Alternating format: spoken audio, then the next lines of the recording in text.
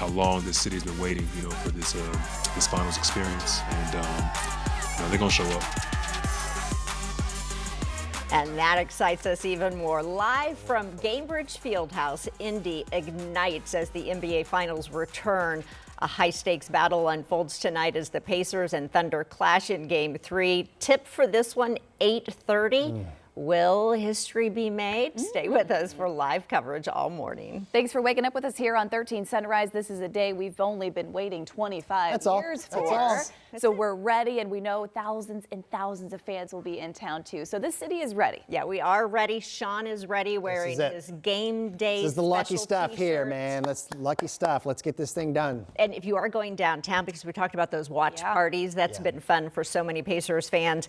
Outdoors, it's tonight outside of Gainbridge, so we need some good weather. And we're going to have great weather. Yes. We're going to have great weather, not just good weather. I think it's going to be great weather here. So we are so pumped up here.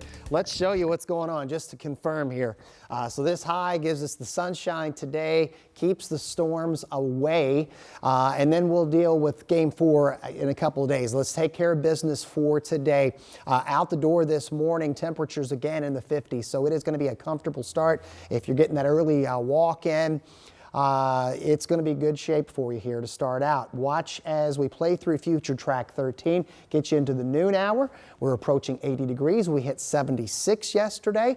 We're forecasting anywhere from 83 to locally 85 or 6 this afternoon, but it won't be muggy. That will be the key for today. Warm, yes, just not too humid.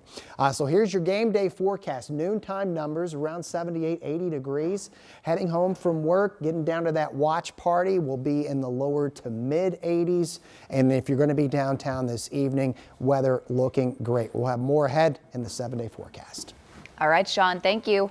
Let's get a check of traffic this morning, 6:02 on your Wednesday morning. We'll take a couple look around town here. Let's begin here with I-74 West. This is at 465. So far, so good. A quiet start to the Wednesday morning here.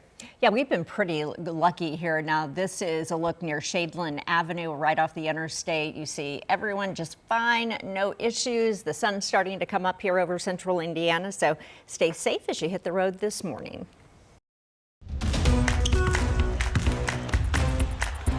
Well, tonight, the NBA Finals return to Indianapolis for the first time in 25 years. It's Game 3. We've made a big point of mentioning that 25 years, right? Because Pacers fans can really feel that as the eyes are right now on the Circle City.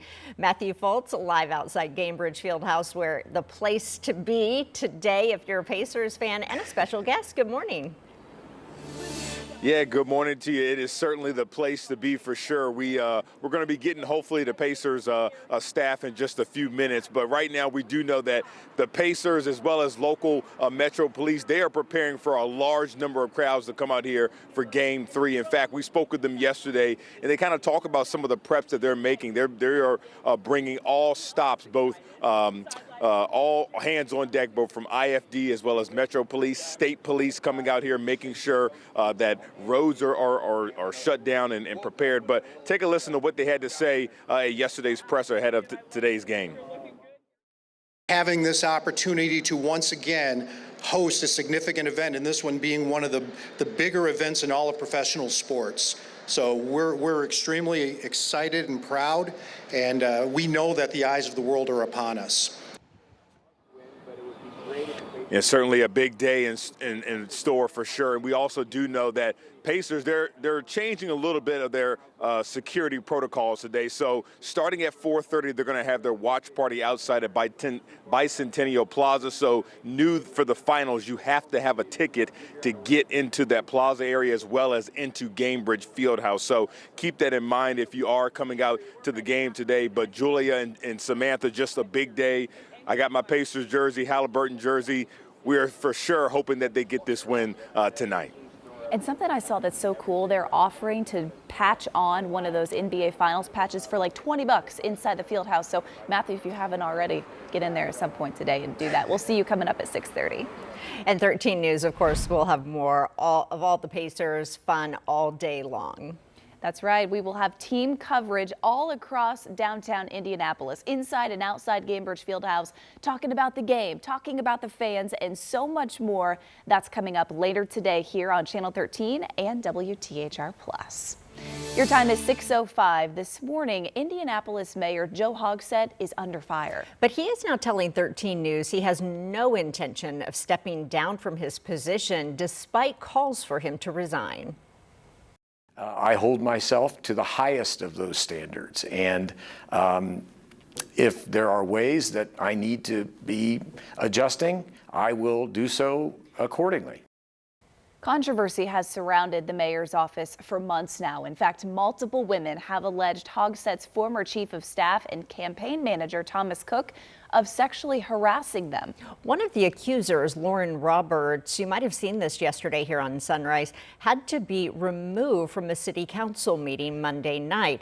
This was when she was speaking to the audience and to the council members. But as the council was asking her to wrap up, she did not want to give up her time because she wasn't finished.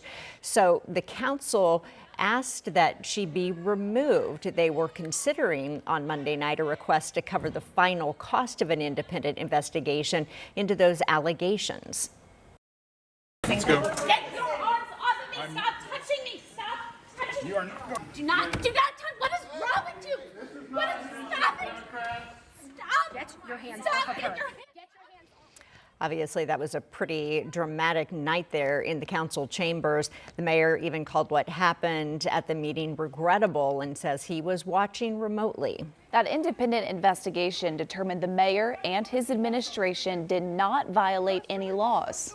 Both Roberts and a second accuser, Carolyn Eller, recently told the Indianapolis Star the final report did not include text exchange with the mayor that they say made them uncomfortable. They also say they turned those messages over to investigators. Our Emily Longnecker spoke with the mayor about this, and he says he doesn't deny sending them. Do you think it's appropriate for the mayor of the largest city in this state, with all of the issues going on, recovering from COVID, potholes, budget, what do you do in texting a subordinate about poetry? Well, Ms. Ellard at the time, if I remember correctly, was the executive director of the Marion County Democratic Party, and as such, she was an advisor to me and a very a familiar voice and a familiar face to the campaign that I was conducting at the time. And so it would not be unusual at all for me to, again, I understand how people might view the 24-hour world of political campaigns to be certainly absurd to them. But it's not when you're involved. And again, I want to reiterate, it was never my intent to make anyone feel uncomfortable. So now 3 city-county councilors are pushing Hogsett to resign. Those include Republican Josh Bain and Democrats Jesse Brown and Andy Nielsen. But again, Hogsett is rejecting those calls. And we did reach out to the Marion County Sheriff's Office about the removal of Lauren Roberts from that city county council meeting Monday night. The Sheriff's Office provided a statement to us saying in part, quote, deputy sheriffs followed our well-established protocol, acting on the direction of the council president, who was elected by fellow council members representing all citizens of Marion County.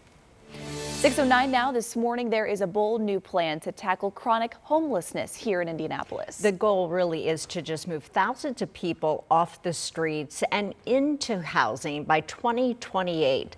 The multi-phase initiative begins with housing 350 people in the next year. The plan also includes more than $8 million for housing services, coordinated by the Coalition for Homelessness Intervention and Prevention, or also called CHIP. The city's goal is rapid rehousing, case management, and long-term prevention. But people who have experienced homelessness say they need real-time results. They say that, but that's just to make it look good, because you're not actually physically helping people.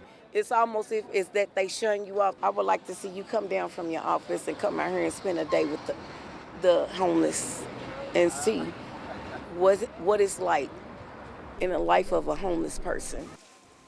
Now, the city says this is just the beginning. Future phases will expand support to people in shelters and focus on long-term prevention.